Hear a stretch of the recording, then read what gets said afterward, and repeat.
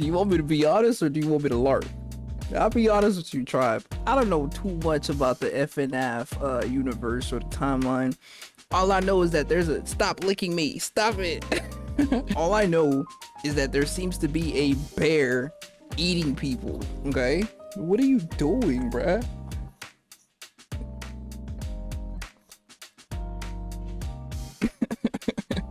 Hold on, say hi to the people. Hi everybody, it's your boy Chai Louie. Hope you're dating well. You're feeling so Peggy on the side. Peggy, say hello.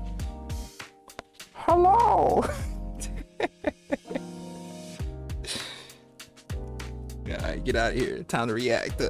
Time to react. I saw that there was this vid dropped that my nephew suggested to me. It's called The Entire Timeline. Wait, no, The Entire FNAF Timeline. This video contains flashing lights and jump scares. All back, all of them, together in one Viewer place. discretion is advised. Five Nights at Freddy's is a franchise with over a decade's worth of content, spanning countless games, books, and now a movie. There's a reason that no matter whose timeline you watch, they all look different. Making a FNAF timeline is not easy. There are unique All back, all of them, together in one place. Five Nights at Freddy's is a franchise with over a decade's worth of content, spanning countless games, books, and now a movie. There's a reason that no matter whose timeline you watch, they all look different. Making a FNAF timeline is not easy. There are so many ways you can interpret this story, and this is mine. So let's start at the beginning. Back in the 70s, a company called Fazbear Entertainment got its start by creating different props and mascot costumes for carnivals, and specifically for something called the Fall Fest. The Fall Fest featured various mascot characters, such as a bird, an elephant, and the most popular of all, Fredbear and Bonnie. These specific mascot costumes were so popular, Fazbear Entertainment opened a dedicated restaurant for them called Fredbear's Family Diner, featuring the same Fredbear and Bonnie mascot costumes from the Fall Fest. What Fazbear Entertainment didn't account for, though, was one of their animatronics from the Fall Fest going rogue, ending in a giant fire, with most of everything from the Fall Fest being destroyed.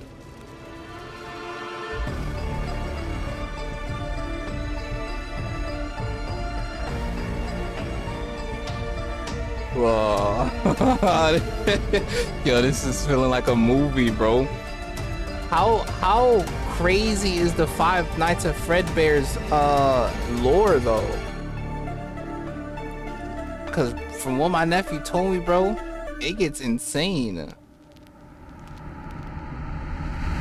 The specifics about the animatronic that went rogue and the fire are unknown and will likely be revealed next year in FNAF's next big release. Although we don't know much about how this fire occurred, we do know that after the fire, Fazbear Entertainment started phasing out of the mascot costume era. They needed something new. The two men who helped found Fazbear Entertainment, William Afton and Henry Emily, stepped up to the plate. William Afton was mostly the businessman of the two, handling all of the money, while Henry was the more creative one, with him being in charge of building most of the animatronics and props for the company. With the Fall Fest era of the company coming to a close, they were only left with Fredbear's Family Diner, the standalone restaurant created for the Fredbear and Bonnie characters. In order to replace the mascot versions of Fredbear and Bonnie, Henry went to work on new versions of the characters, eventually creating the new Fredbear and Spring Bonnie, the same characters but the characters, eventually creating— Like, were these meant for kids, bro? Cause I'm gonna keep it a buck, this shit look creepy.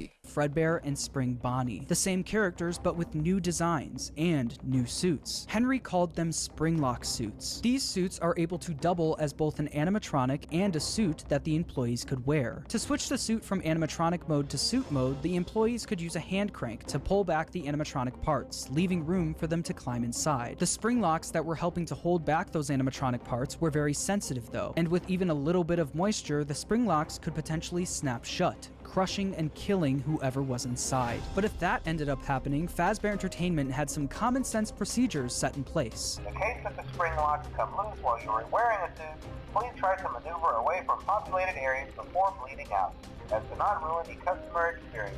Fredbear's Family Diner ended up being super successful for William and Henry, so much so that other companies tried replicating it. Another company proceeded to rip off Fazbear Entertainment's old mascot characters by creating their own animatronic Nigga said, "Die in versions of peace, them. please." The leader of the group was Ned Bear, a direct copy of Fredbear, followed by a hippo, an elephant, and a frog. All characters from the Fall Ned Bear. Fest, and all with slightly different designs to avoid copyright issues. But while the rival company was able to replicate the designs, they could not replicate Henry's state-of-the-art technology. Their robots were poorly made and had to have giant batteries with exposed wires on stage with them. Naturally, the rival company failed and ended up being bought out by Fazbear Entertainment. With all of the success from Fredbear's Family Diner, William and Henry decided to branch out and create more characters for a new restaurant. In 1983, William and Henry opened Freddy Fazbear's Pizza, featuring Freddy Fazbear, Bonnie, Chica, and Foxy. With the opening of Freddy Fazbear's Pizza, Fazbear Entertainment was experiencing success like they've never seen before. But with two restaurants now open at the same time, more success also meant more work for William and Henry. The duo were so wrapped up in work that they started neglecting their own families. William was the father of 3 kids, the eldest, Michael, the crying child, and Elizabeth. The crying child has yet to have a 100% confirmed name, so for this video, he will just be called the crying child. Meanwhile, Henry had 1 kid, a daughter named Charlie. The business partners spent most of their days working, so they both created different ways of taking care of their kids. Henry was the robotics genius, so he used his talents to create a new animatronic to watch Charlie for him. It was called the security puppet. This animatronic would sit by the door of Freddy Fazbear's Pizza and make sure that Charlie wasn't able to leave the building. This made it so Charlie could play at the restaurant while Henry worked, without Henry having to worry about her leaving the building or getting kidnapped. The robot was linked directly to a green bracelet that Charlie was wearing. If Charlie, wearing the green bracelet, tried leaving the building, the security puppet would spring into action. William, on the other hand, was the businessman of the company. The security puppet would Bro, this is the security puppet meant to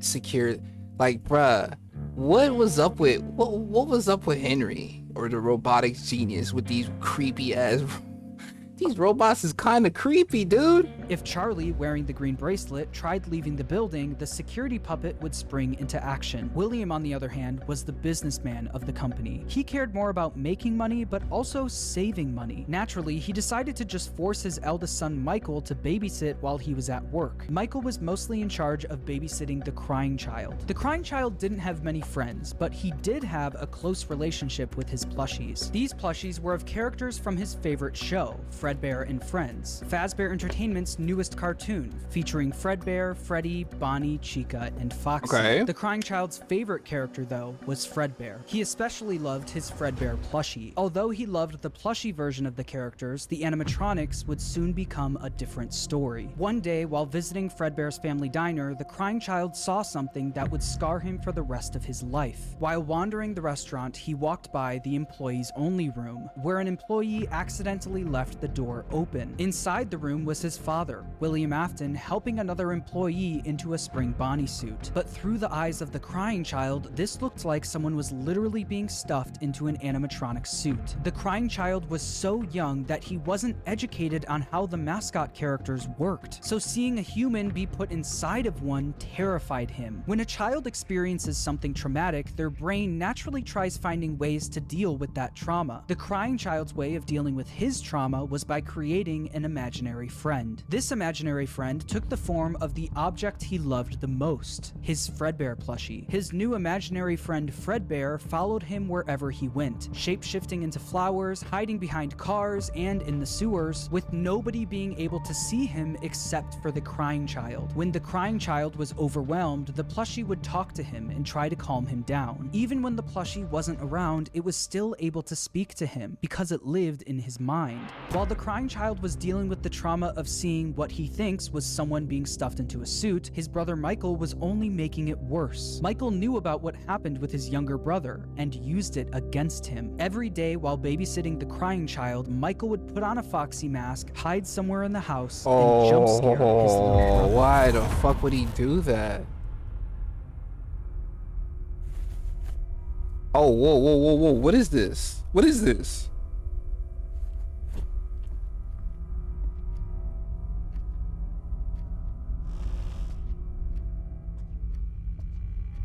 Hello? Oh, From the pizzeria to your living room, you no longer have to wait to sing and dance with Fazbear and Friends. Weeknights at 8, 7 Central, only on...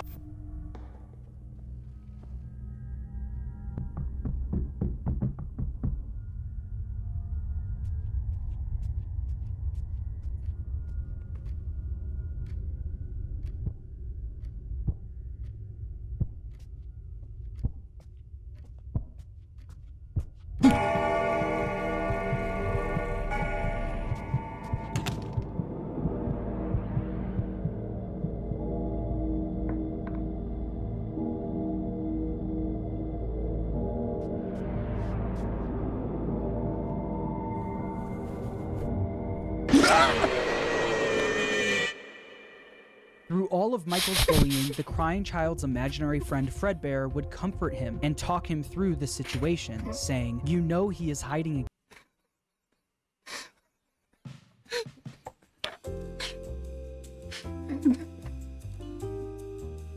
Whoa.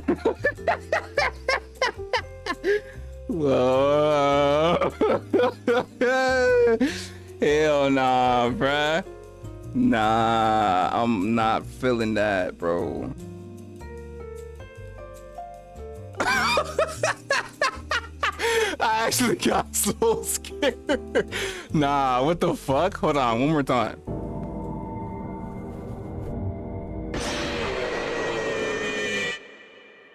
Through all of Michael's bullying, the crying child's imaginary friend Fazbear would comfort him and talk him through the situation, saying, "You know he is hiding again. Be careful. Tomorrow is another day." Michael wasn't the only one bullying the crying child, though. The local kids in the neighborhood heard about why the crying child was so scared of the pizzeria, even making up fake rumors related to what the crying child thought he saw there. "You'd better watch out. I hear they come to life at night. And if you die, they hide your body and never tell anyone." But all of this bullying would come to a head on one special day, the crying child's birthday. Ironically, his birthday party was being held at Fazbear's family diner. Because he was so terrified of being at the pizzeria, he hid under the table, not knowing that Michael and his friends were nearby, planning a prank that would go terribly wrong.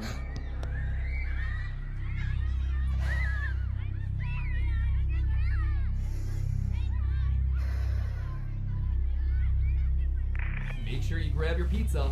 Fazbear and Spring Bonnie will be performing in 5 minutes.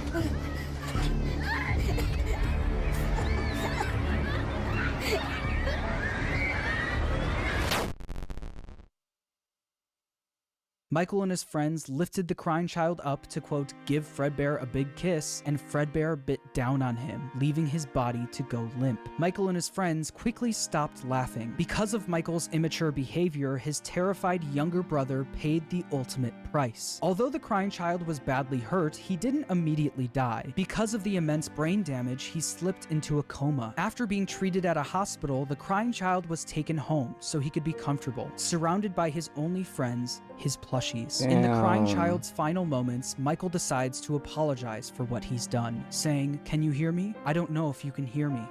I'm sorry." After Michael speaks, the crying child's imaginary friend Fazbear, created out of the trauma he experienced, continues doing what it's done the whole time. It comforts him, saying, "You're broken. We are still your friends. Do you still believe that? I'm still here. I will put you back together." This would be the final thing the crying child hears before he dies. The crying child's spirit would then live on in the Fazbear suit, the thing that took his life. The crying child's death wasn't just an accident. It was directly caused by Michael's recklessness. This is something that Michael could potentially face jail time for, so it needed to be covered up. Since the crying child was being kept at home, no one else knew that he ended up passing away. So William and Michael ended up burying the crying child's body in the middle of the woods where no one would find him. No tombstone, no flowers, just a pile of dirt, an unmarked grave, and a lifetime's worth of guilt that Michael would have to live with. Shortly after the incident, Fazbear's family diner was quickly shut down, and Fredbear was completely wiped from existence. The Fredbear and Friends TV show turned into Freddy and Friends on tour. The Fredbear and Spring Bonnie springlock suits also ended up being moved into the back room of Freddy Fazbear's Pizza, mainly being used as spare suits if one of the Freddy's animatronics broke down. The death of William Afton's youngest son was a pivotal moment in this story, specifically William Afton's story. This was the first domino to fall. A father losing his son is a traumatic situation, and while any other father would take time to grieve, be sad, and properly deal with such a big loss, William Afton took a different route. Afton definitely was upset about his son dying, but it wasn't because he felt bad for his son, it was because it was embarrassing to him. William Afton was a narcissist. He had little to no empathy. All he cared about was work and comparing himself to his business partner, Henry. Henry had a wife, a kid, and a talent for robotics that Afton was utterly jealous of. The death of the crying child sent Afton over the edge because while Henry's family was still perfect, his was now broken. Henry and William had different ways of taking care of their kids, and while Afton employing his eldest son failed, Henry's security puppet succeeded. Henry's daughter, Charlie, lived on. Afton had a hard time dealing with this feeling of embarrassment. He started becoming an alcoholic,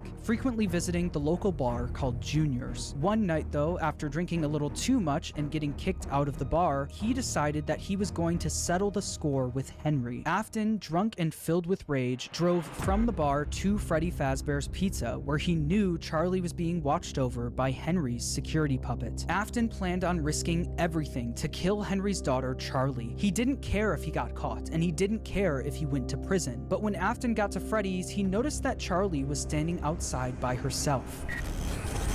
It turned out that some bullies were able to trap the security puppet in its box and lock Charlie outside the building, giving Afton the perfect opportunity to kill Charlie outside of the pizzeria. The security puppet was eventually able to escape its box and went looking for Charlie.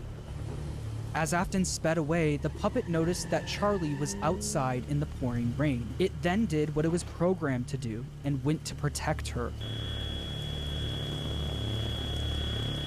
But as the puppet got closer to Charlie's body, the rain started making it short circuit. It was forced to crawl its way over to her until the rain got to be too much, and the puppet shut down right next to Charlie's body. While Charlie and the puppet lay lifeless next to each other, Afton was speeding home, driving right past where he buried his son and the bar he got kicked out of. When Afton got home, he was met with his wife sitting in the living room watching TV, and Michael in his bedroom. Afton was a drunk and abusive father, and fully blamed Michael for what happened to his youngest son. Mrs. Afton tells him to leave Michael alone because he's had a tough day, but Afton doesn't listen. He goes over to Michael's room and pounds on the door, only for the door to be locked. He then makes his way around the house to try and find a way in from the outside, but once he gets to Michael's bedroom window, he notices that it's broken, and Michael was gone. Michael was so upset by what he did to his brother that he would sometimes see visions of Fredbear appear and disappear. Tonight, Fredbear appeared outside his bedroom window, and it almost felt like his brother was calling out to him from beyond the grave. This would happen frequently, and every time it did, Michael would run to the spot where they buried his younger brother, only to find that nothing had changed. His younger brother was still gone and buried in the ground. Afton knew Michael did this often, saying, "Ran off to that place again. He will be sorry when he gets back." The guilt of killing his younger brother haunted Michael in his real life, but also in his dreams. Michael would constantly have nightmares about the animatronic that took his brother's life. These were the exact same nightmares his younger brother used to have every night, now passed on to him.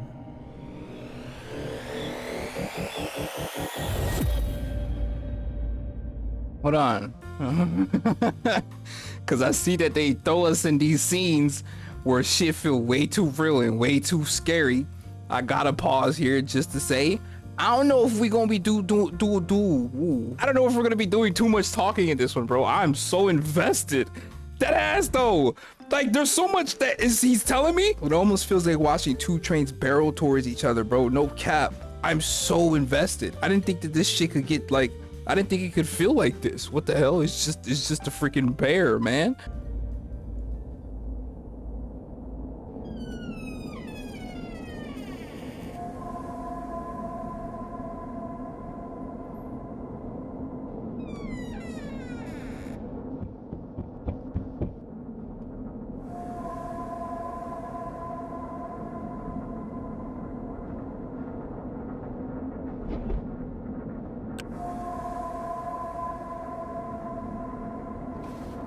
You're gonna walk towards...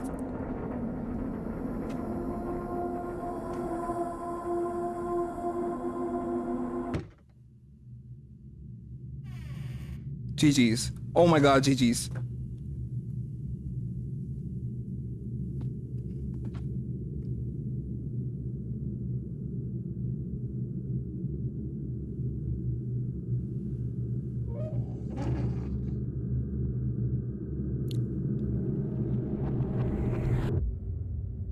After the death of Charlie, Fazbear Entertainment tried their best at covering it up. Fortunately for them and for William, the crime was committed outside, where no one was around to witness it. William was able to get away with everything, while Fazbear Entertainment never spoke of the incident again. The security puppet was quickly moved to the back room of Freddy Fazbear's Pizza, where the retired Fredbear and Spring Bonnie suits resided. But something was different about the security puppet. Dark tears now appeared on the mask of the animatronic. Dark tears that weren't there before. This is something that Afton quickly noticed the next day when he went into work. He'd heard about what happened moments after he sped off. He knew the security puppet was found laying next to Charlie's body. So does that mean Charlie's soul now resided in the puppet? William definitely noticed that the puppet looked different, almost like it was haunted, almost like it was thinking. Other employees would eventually notice the same thing. I'll be honest, I never liked that puppet thing. It's always thinking, and it can go anywhere. After realizing the security puppet may be possessed by the spirit of Charlie, Afton went back and looked at the crying child's Fredbear plushie, only to find that it also seemed to be haunted. The crying child feared for his life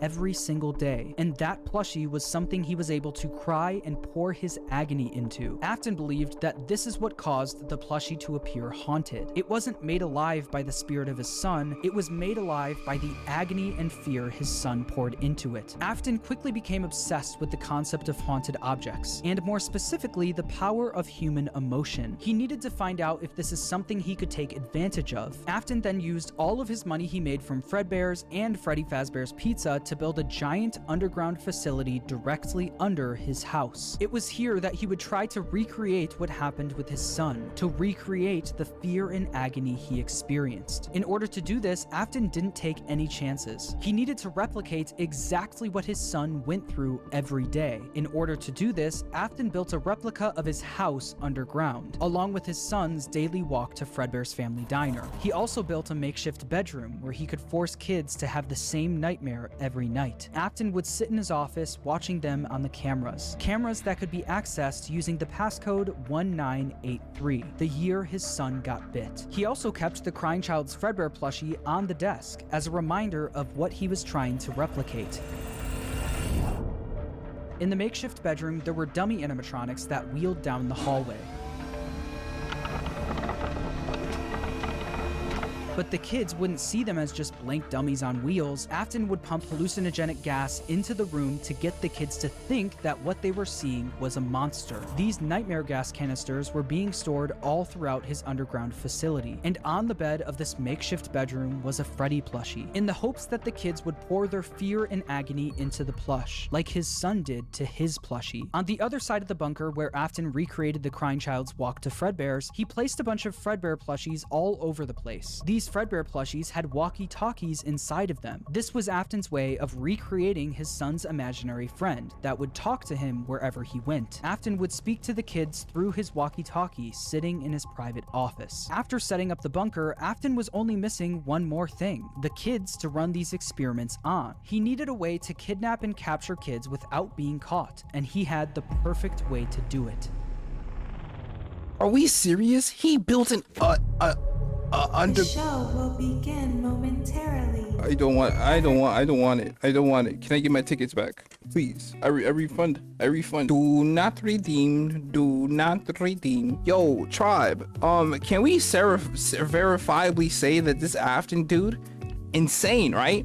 Underground bunker underneath the crib that simulates not only the crib, but the walk to the Freddy Fazbear's. And not only that, but wouldn't it be better to have one bear instead of a whole bunch of bears? Because the crying child poured all of his agony into the one bear, you know?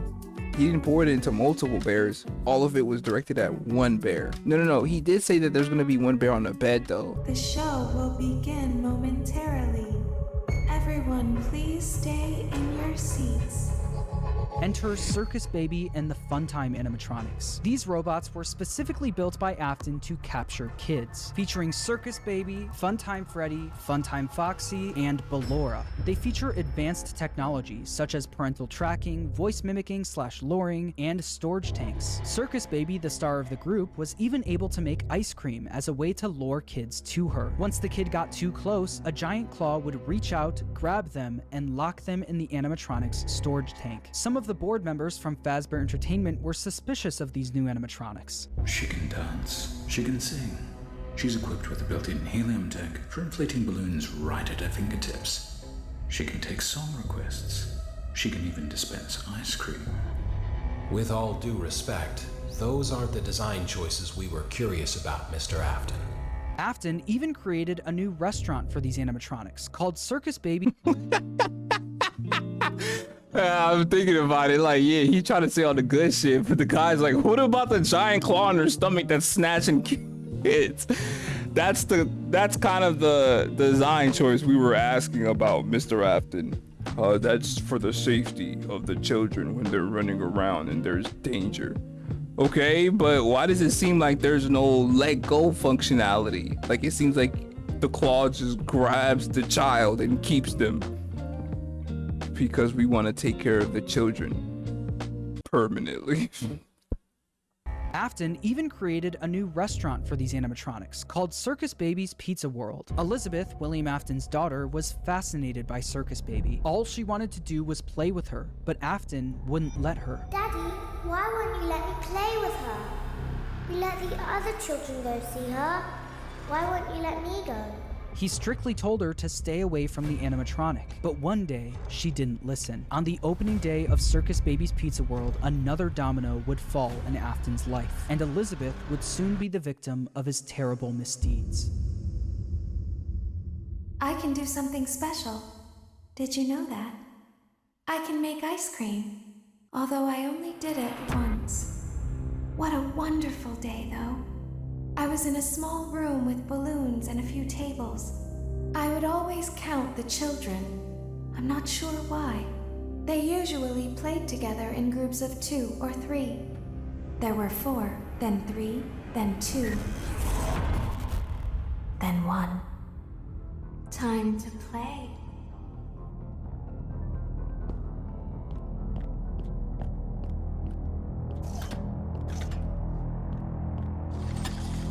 Back up, bruh.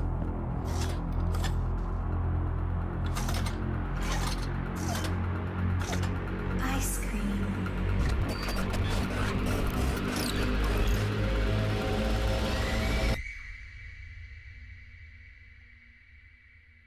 Something happened when there was one. I was no longer myself. There was screaming for a moment, but only for a moment.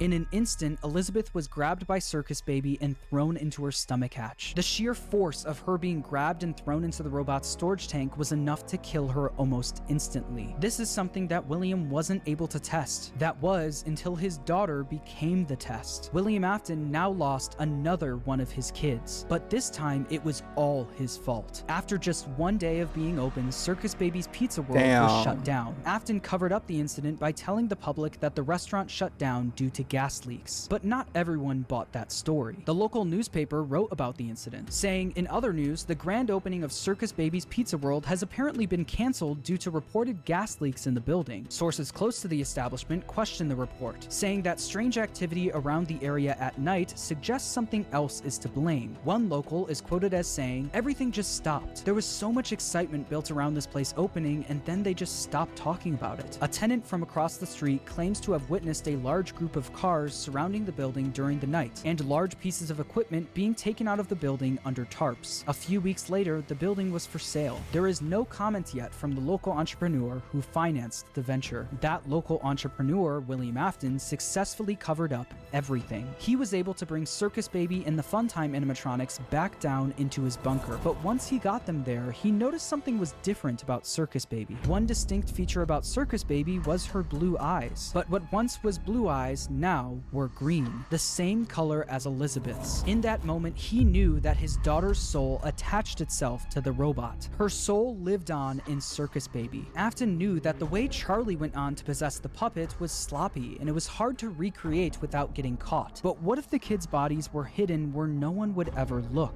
What if, just like his daughter, their bodies were stuffed into the animatronics? For Afton, Elizabeth's death quickly went from just another inconvenience to a scientific breakthrough. Afton was one step closer to harnessing the power of life itself. But one successful experiment wasn't enough. Just like the fear experiments he built in the bunker, he needed to replicate exactly what happened. He needed to recreate the accident, and he knew exactly how he was going to do it. Using the Funtime animatronics again wasn't an option. Circus Baby's Pizza World was shut down, and the public was already getting too suspicious of the animatronics. But he didn't need the Funtime animatronics. He was going to run the experiment himself. On June 26, 1985, William Afton made his way to Freddy Fazbear's Pizza. There, he would put on the old Spring Bonnie suit from Fredbear's to lure 5 kids into the back room. Took a swim with my new friend. Didn't care, I jumped right.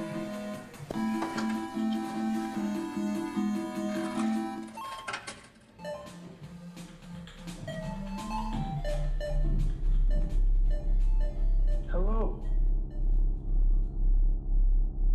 Looking for a friend? The water's clear, come swim with me.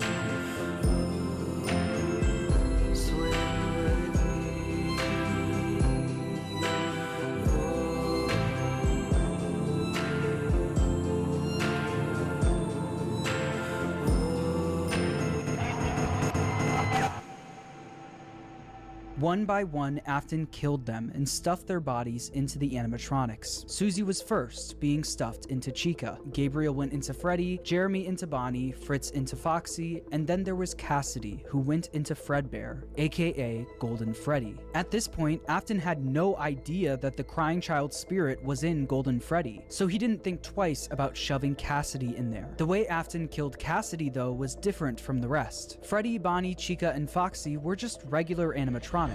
Afton had no choice but to kill them, then stuff them into the suits. But Golden Freddy wasn't just a regular animatronic, it was a springlock suit. The same springlock suit that took his youngest son's life. Afton was aware of how dangerous the springlocks were. Any bit of moisture or too much movement would cause them to snap shut, slowly killing whoever was inside. So that's exactly what he did to Cassidy. He put him into the suit and watched as the springlocks snapped shut, cementing Cassidy's death as the most brutal of them all. Freddy, Bonnie, Chica, Foxy, and Golden Freddy weren't the only animatronics sitting in the back room of Freddy Fazbear's Pizza, though. They were joined by the security puppet, which contained the soul of Henry's daughter, Charlie. Once Afton was gone, Charlie jumped into action, almost acting as a guide for their souls, properly giving them life inside of each animatronic. After the incident, the kids were quickly reported missing by their families, and although the security cameras caught Afton luring the kids away, he wasn't able to fully get in trouble. Since he was wearing the Spring Bonnie suit, they were never able to prove it was actually him. Afton also hid the kids' bodies where no one would ever look, so the bodies were never found. Unbelievably, Afton was able to get away with yet another crime. Because of all the bad press that came from the missing children's incident, people stopped coming to the pizzeria. After months of customers no longer showing up,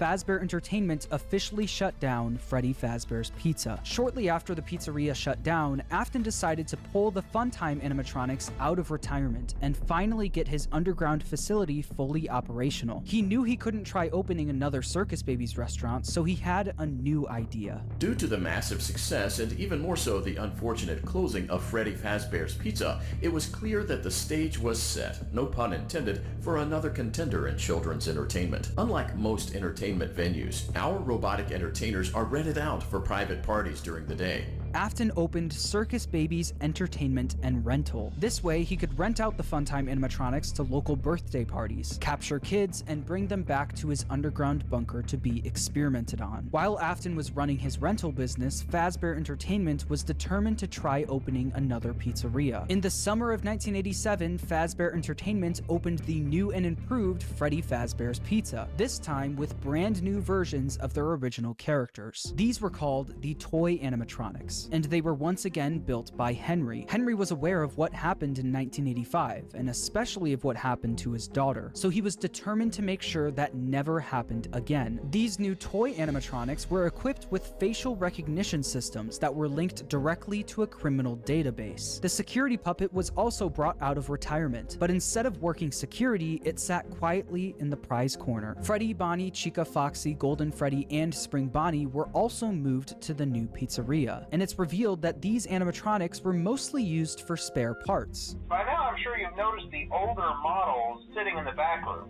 Those are from the previous location, and we just use them for parts now. The idea at first was to repair them, but they were just so ugly, you know?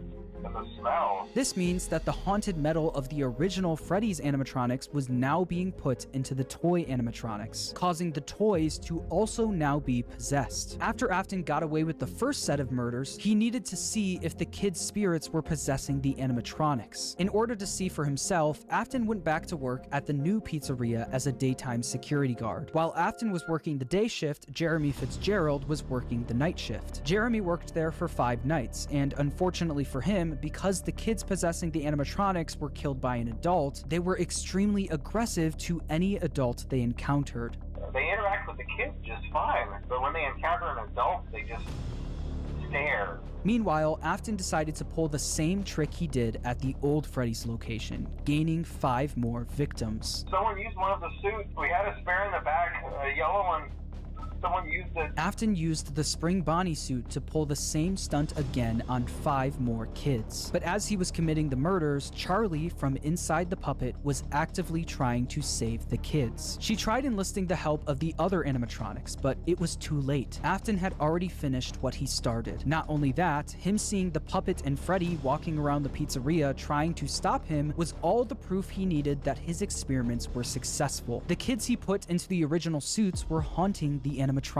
But there was one problem. Afton knew that the haunted metal of the endoskeletons was the key to everything, but the animatronics were trapped at the pizzeria. There was no way he could bring them back to his underground bunker. He couldn't get to the animatronics if the pizzeria was still open and active, so he needed to find a way to make sure the pizzeria shuts down and fast. Instead of stuffing the new set of victims into the toy animatronics, he decided to leave the kids out in plain sight, scattered throughout the pizzeria. This nigga has killed 10 children, bro. To get the pizzeria shut down. 12, damn. No, yeah, like he's killed 11 kids so far, bruh. Scattered throughout the pizzeria. This was a guaranteed way to get the kids out in plain. The new set of victims into the toy animatronics, he decided to leave the kids out in plain sight, scattered throughout the pizzeria. This was a guaranteed way to get the pizzeria shut down. A few hours after Afton committed the murders, Jeremy Fitzgerald showed up for his night shift, unaware of what happened that day. Hello. What on earth are you doing there? Didn't you get the memo? The place is closed down, at least for a while. Listen, just finish your shift. It's safer than trying to leave in the middle of the night. We have one more event scheduled for tomorrow, a birthday. You'll be on day shift. Wear your uniform. Stay close to the animatronics and make sure they don't hurt anyone, okay? The next day, during Jeremy's day shift, one of the animatronics bit him in the head. This was infamously known as the Bite of 87. Meanwhile, Afton successfully got the pizzeria shut down. The local newspaper wrote about the incident, saying, after being open only a few short weeks, Freddy Fazbear's Pizza is closing its doors. The new animatronics will be scrapped due to possible malfunctions. However, the original characters are being kept in hopes of a possible reorganization of the company, since the toy animatronics were were now being scrapped, he knew he could get away with taking their endoskeletons. But he also knew that he couldn't risk showing his face at the pizzeria again, so he got his oldest son Michael to do the work for him. William was easily able to get Michael to do whatever he wanted. William was abusive and manipulative, while Michael was haunted by the guilt of what he did to his younger brother. Because of this, Michael basically acted as William's puppet. Michael showed up for the night shift at the now closed Freddy Fazbear's Pizza under a code name, Fritz Smith. At the end of his shift, he would successfully steal the toy animatronics endoskeletons for his father, causing him to get fired his first day on the job due to tampering with the animatronics. As it said in the local newspaper, while Fazbear Entertainment scrapped the toy animatronics, the original Freddy, Bonnie, Chica, and Foxy were going to be fixed up and reused. And that's exactly what they did. After the 1987 Freddy's location shut down, they opened yet another location, this time using the exact same building as the first Freddy Fazbear's Pizza. As you can imagine, this didn't work out great for the business. Why would they do that? People already had a bad impression of Fazbear Entertainment, so using the same building that the original murders took place in didn't help business. Customers barely showed up to the new pizzeria. Why would they do that? It to shut down by the end of 1993. Come on, bruh. Although this was bad news for Fazbear Entertainment, I could have told you great that. news for William Afton. Afton was able to acquire the endos of the toy animatronics, but that wasn't enough. He needed all of the haunted endoskeletons, especially the ones in the original animatronics. Once the pizzeria shut down, Afton came up with a plan to steal the endos from the animatronics. Each pizzeria was designed with something called a safe room. As always, if there is ever an emergency, please go to the designated safe room. Every location is built with one extra room that is not included in the digital map layouts programmed into the animatronics or security system. This room is hidden to customers, invisible to animatronics, and is always off camera. This room was hidden from guests and invisible to the animatronics. Afton would use this to his advantage, luring each of the animatronics to the safe room and dismantling them one by one. The kids possessing these animatronics were the same kids he lured into the back room all those years ago. He planned to use the same trick to lure the same kids all over again.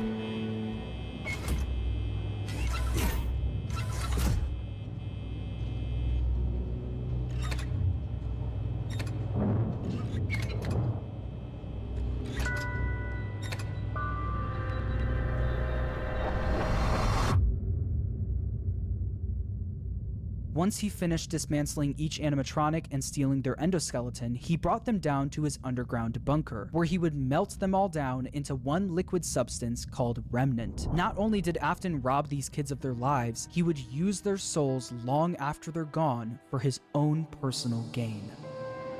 Damn.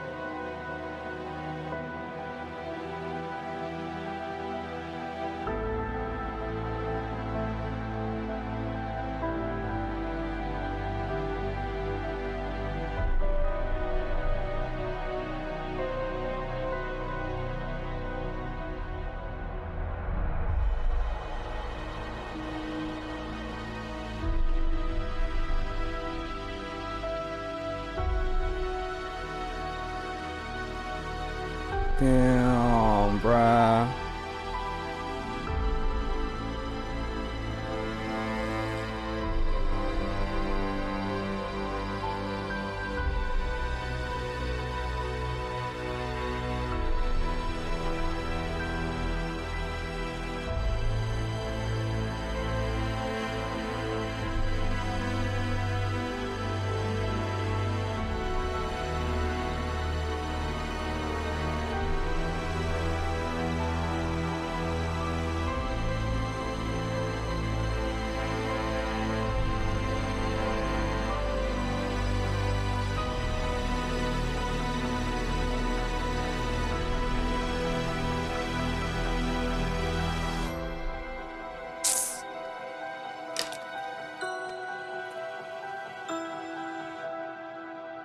I didn't think that this story would turn out this way.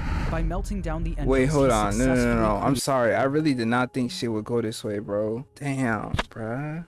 At the last second, they weren't just metal. It didn't feel like metal being burned, bro. Oh my gosh, what a movie.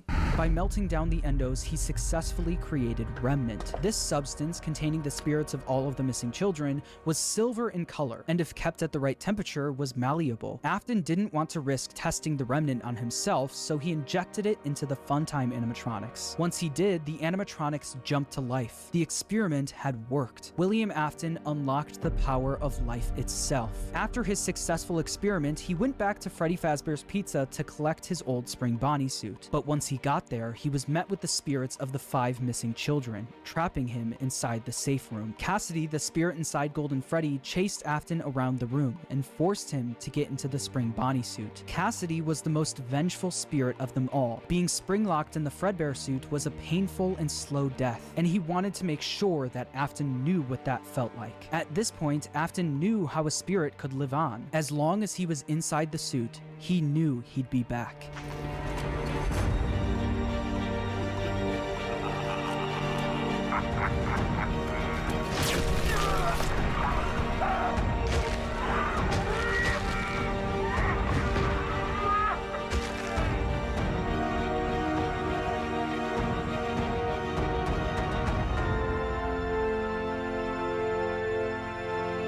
As Afton laughed, the spring locks snapped shut, forcing him to go through what Cassidy went through. This was an act of revenge by Cassidy, and it wouldn't be the last. Afton was now confined to the safe room of the now shut down Freddy Fazbear's Pizza, and because of this, everything in his underground bunker was left abandoned. But even with Afton gone, the rental business continued on its own. All of the Funtime animatronics containing the spirits of the missing children and even his daughter Elizabeth were still being rented out during the day and then brought right back down to the bunker. All the spirits wanted to do was escape, but they were always put back underground. After Afton went missing, his eldest son Michael, who's been blindly helping his father, remembered what his father told him if he ever went missing. If William wasn't there to finish his work, Michael would do it for him. Afton's underground facility was always off limits to Michael, but since he was now gone, Michael had no choice. He took the elevator down to where his father worked every day. Although Michael was helping out his father by stealing some of the endos from the animatronics back in the day, he never exactly knew what William was doing until he got down into the bunker.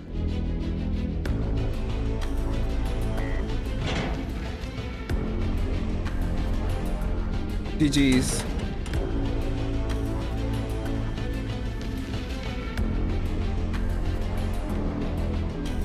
Over the several days he visited the bunker, he learned more about what his father was up to. He learned about the massive facility his father built, complete with multiple rooms conducting fear experiments. He learned the truth behind the Funtime animatronics and how they were actually designed to kidnap kids. And he learned through the voice of Baby exactly how his sister died. A little girl, standing by herself.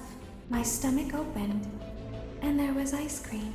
I couldn't move, at least not until she stepped closer. But as the week went on, Baby was conducting a plan of her own, a plan to escape the bunker using Michael's body. Elizabeth was no longer the person Michael remembered her as. She was entirely devoted to her father and would do anything to make him proud of her. At the end of the week, all of the Funtime animatronics endos were scooped out, with all of them combining into one animatronic called Ennard. This creature, containing the spirits of the missing kids and Elizabeth, knew they wouldn't be able to escape the bunker looking like an animatronic. They needed a human body to walk around in.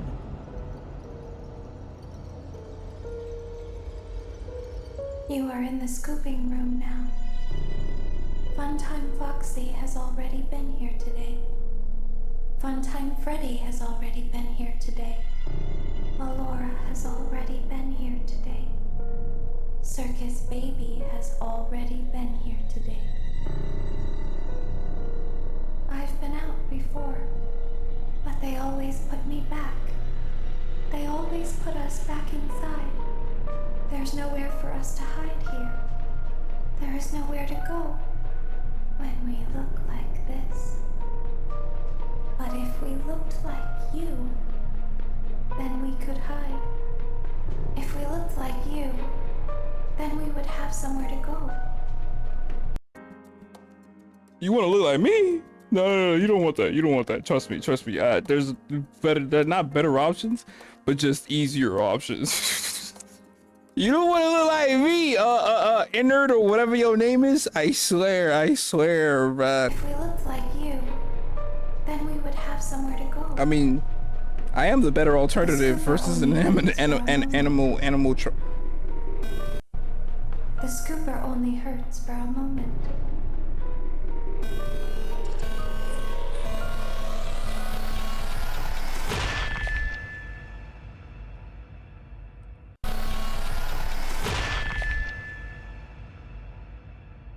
Michael Afton's insides got scooped out and replaced by Ennard, helping all of the souls to escape the facility. With every passing day after this happened, Michael looked more and more like a walking zombie. His skin was starting to turn purple, and people started to notice. Michael's body was no longer a good disguise for Ennard, so Ennard ejected itself from Michael. But because the scooper was also a remnant injector, when Michael Afton was scooped, he was also injected with remnant. The remnant made it so even after Ennard was gone, he was still able to survive. With Michael now back in full control of his body, he had a new mission. Although he did, one way or another, successfully free his sister from the underground facility, he also learned about all of his father's terrible misdeeds. His loyalty to his father turned to disgust. It was time for him to end all of this. Father, it's me, Michael.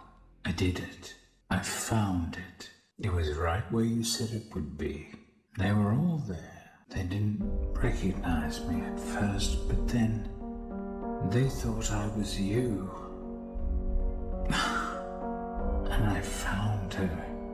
I put her back together, just like you asked me to. She's free now. But something is wrong with me. I should be dead, but I'm not. I've been living in shadows.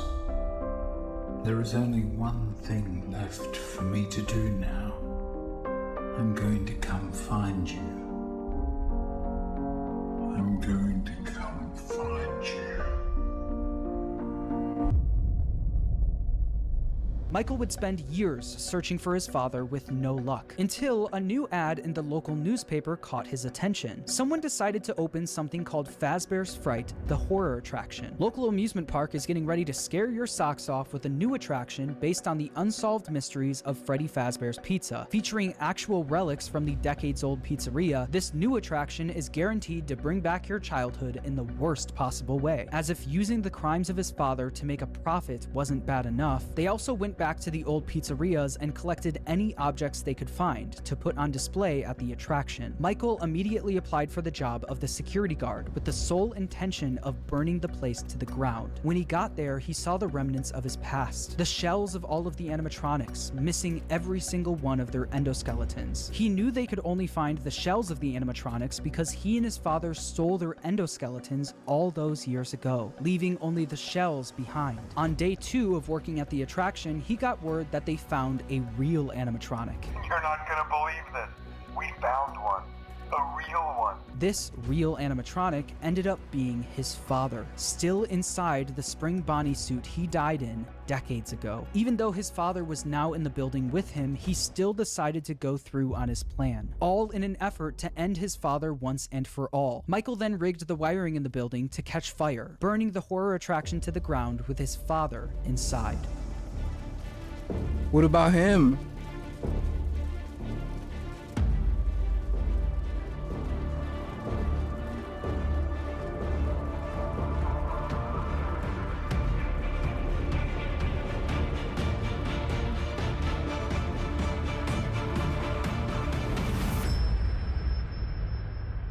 The local newspaper would write about the fire, saying a new local attraction based on an ancient pizzeria chain burned down overnight. Authorities have not ruled out foul play, but at the moment it seems to have been caused by faulty wiring. Although the fire destroyed most of everything in the building, William, miraculously, was able to survive. William was now free, roaming the outside world along with the souls of the missing children, Elizabeth, and Charlie inside the puppet. Since Michael wasn't able to end everything, someone else needed to step in. That someone was Henry Emily. Afton's old business partner and father of Charlie heard about the fire at Fazbear's Fright, along with the rumors of the various animatronic creatures now roaming the streets. Henry was determined to put an end to all of this.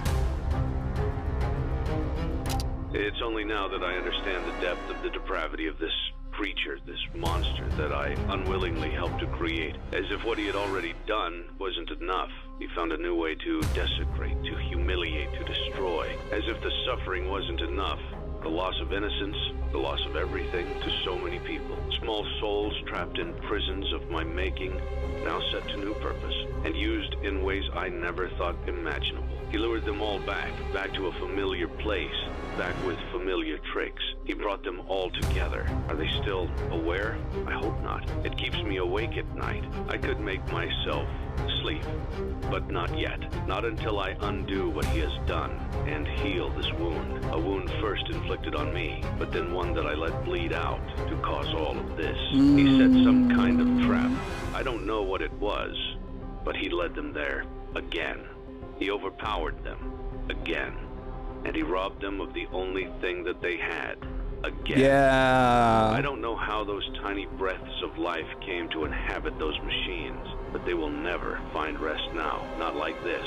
I have to call them all back, all of them, together in one place. By gathering all of the animatronics in one place and locking them in the same room, he would be able to burn them all to the ground for good, effectively freeing their spirits in the process. In order to do this, Henry created a new restaurant called Freddy Fazbear's Pizza Place. He knew that the spirits and William couldn't resist coming back to a new location, even if it was all just a trap. Charlie was different though. She was smarter than the rest, so Henry knew she wouldn't be as easily fooled. So he created an animatronic called Lefty, standing for Lure, Encapsulate, Fuse, Transport, and Extract, specifically to capture the puppet and bring it to the pizzeria. While trying to find someone that would help him carry out his plan, one person showed up for the job, a person who was also determined to finally end all of this, Michael Afton. Day after day, the animatronics roaming the streets would show up in the alleyway next to the pizzeria. Baby, aka Elizabeth, the souls of the missing children and the crying child, now appearing as Molten Freddy, Charlie and Lefty, and his father, William, all showed up in the back alley. Michael would then collect each animatronic and throw them into a facility under the pizzeria, designed to be a maze with no exit, where the animatronics would roam around without even knowing they're trapped, until the end of the week, where they would all be burned to the ground. With all of the souls, including William himself, now in one place, Henry's plan was in motion. As far as Elizabeth and William were concerned, this was a good thing. All of this remnant now in one place was all that they wanted, until Henry stepped in. You played right into our hands. Did you really think that this job just fell out of the sky for you? No, this was a gift for us. You gathered them all together in one place, just like he asked you to. All of those little souls in one place, just for us. A gift. Now we can do what we were created to do and be complete. I will make you proud, Daddy. Watch, listen, and be full. Connection terminated. I'm sorry to interrupt you, Elizabeth, if you still even remember that name, but I'm afraid you've been misinformed. You are not here to receive a gift, nor have you been called here by the individual you assume, although you have indeed been called. You have all been called here, into a labyrinth of sounds and smells, misdirection, and misfortune. A labyrinth with no exit, a maze with no prize. You don't even realize that you are trapped. Your lust for blood has driven you in endless circles, chasing the cries of children in some unseen chamber, always seeming so near, yet somehow out of reach. But you will never find them. None of you will. This is where your story ends. And to you, my brave volunteer, who somehow found this job listing not intended for you. Although there was a way out planned for you, I have a feeling that's not what you want. I have a feeling that you are right where you want to be. I am remaining as well. I am nearby. This place will not be remembered, and the memory of everything that started this can finally begin to fade away, as the agony of every tragedy should. And to you monsters trapped in the corridors, be still. and give up your spirits. They don't belong to you.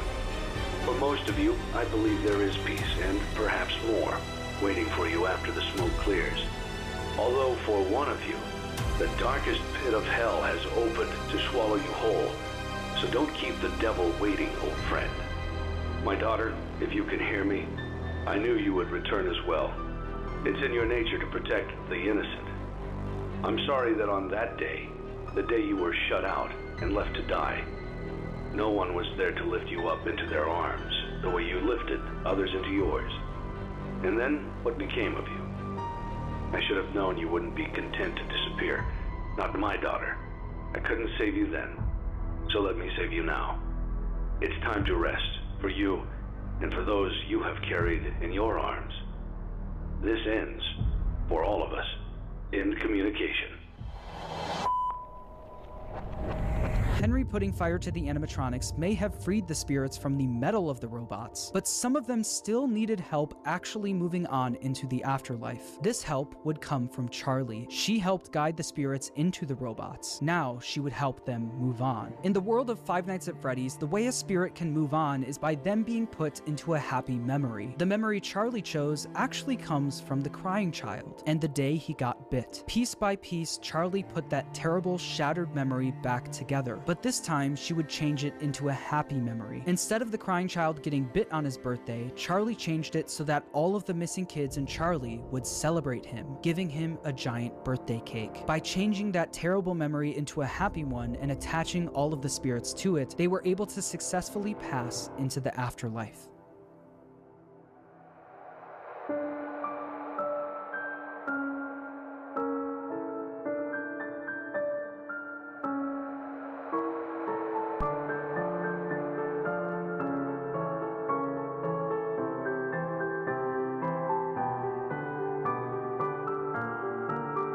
They finally get peace, bro.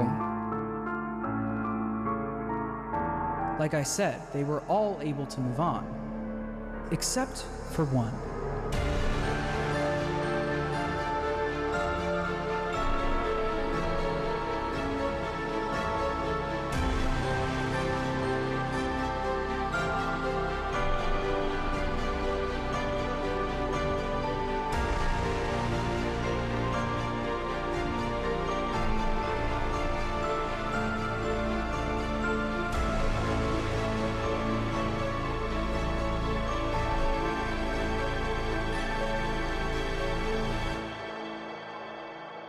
Cassidy, the most vengeful spirit of them all, wasn't done yet. He decided to attach his soul to Williams, making sure that William was unable to move on. By attaching his spirit to Williams, he was able to trap Afton in an endless loop of death. He made Afton relive every one of his terrible misdeeds. The fear experiments, his underground bunker, and the pizzeria where Cassidy was killed. Afton experienced all of this while being attacked and killed over and over again by all of the animatronics from his past. Every time an animatronic would attack him, Cassidy would be there, reminding him that the suffering will never end. We've only just begun. I will never let you leave. I will never let you rest. He tried to release you. He tried to release us, but I'm not gonna let that happen. I will hold you here. I will keep you here, no matter how many times they burn us. Cassidy knew that Afton didn't deserve the afterlife. He deserved to pay for what he's done for all of eternity.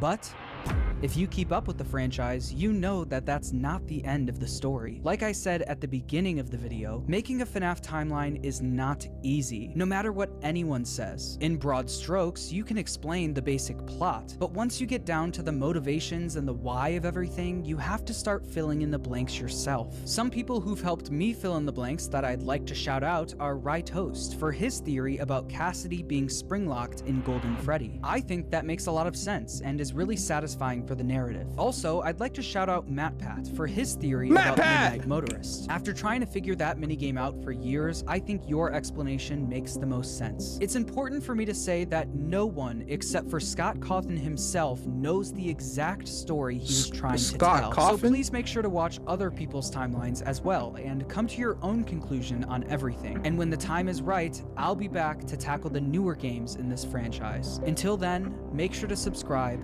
and thanks for watching.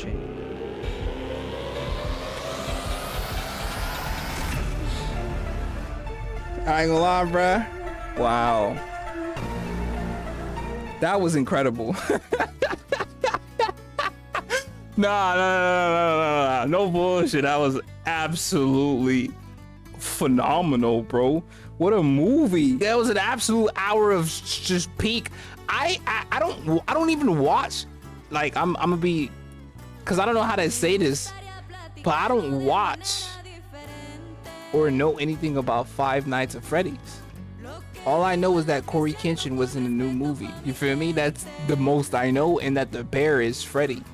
But all this lore that just got explained to me, I had no idea existed. And if I'm being honest, wow.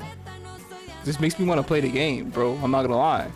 This deadass makes me want to play the game so bad, but it's a scary game though. I don't do too well with scary games. You feel me? How fantastic.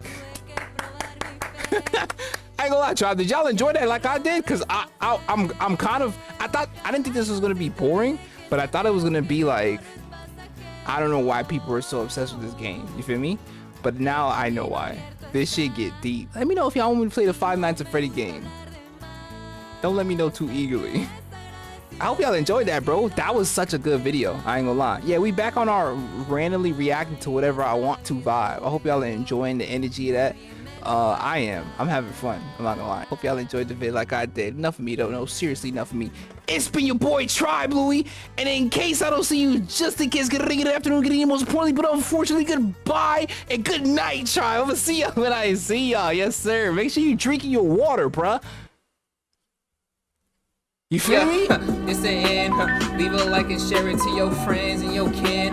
When I post a video, I'm gonna need y'all to attend.